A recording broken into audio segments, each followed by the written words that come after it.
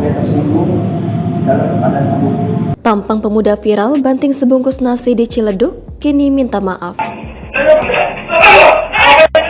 Sosok pria yang sebelumnya viral lantaran aksinya mengamuk sambil melemparkan sebungkus nasi di warung makan Sambal Petir di Ciledug kini menampakkan wajahnya.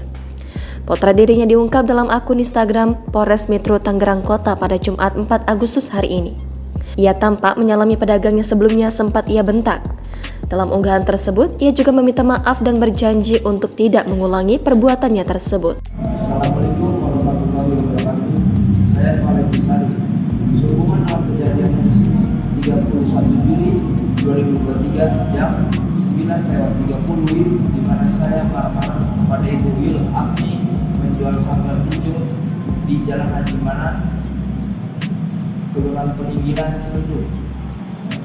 Karena saya tersinggung dalam keadaan mabuk. Saya meminta maaf kepada korban dan masyarakat Ciledug yang membuat kesal. Selanjutnya saya berjanji tidak akan mengulangi lagi dan saya menerima konsekuensinya apabila melakukan hal tersebut. Terima kasih. Wassalamualaikum warahmatullahi wabarakatuh. Diberitakan sebelumnya dalam video yang diunggah di akun Instagram @info_ciledug. Disebutkan peristiwa keributan itu terjadi pada Senin 31 Juli sekitar pukul 22.30 waktu Indonesia Barat. Melansir Kompas.com, Alia, pedagang warung makan sekaligus korban, menjelaskan, pemuda berkaos merah itu awalnya hendak membeli paket nasi ayam dengan bermodalkan uang Rp10.000. Namun, permintaan pemuda tersebut ditolak pegawai warung makan karena uangnya tak cukup. Sebagai gantinya, pegawai warung menawarkan paket nasi ikan dan pemuda itu setuju.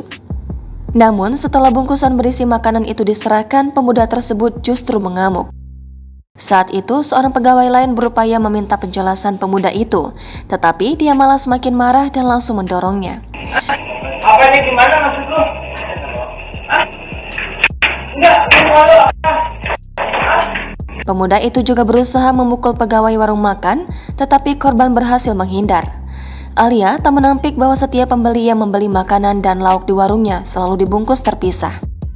Namun, keputusan Alia untuk membungkus lauk dan nasi milik pemuda itu sudah atas persetujuan dari yang bersangkutan.